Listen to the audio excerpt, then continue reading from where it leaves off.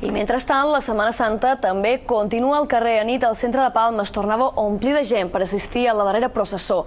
El Sant Enterrament surt cada divendres sant des de 1902, data de la fundació de la Confraria de la Calatrava.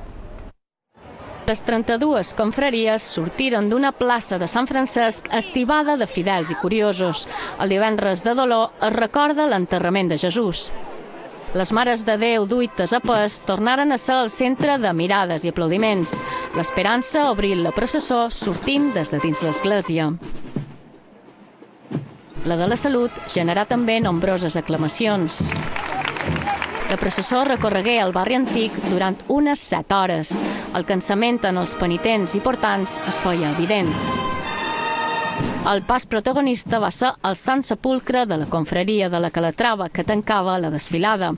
Amb un silenci gairebé absolut, arribà entrada la matinada a l'església dels Socors, on es va recrear l'enterrament.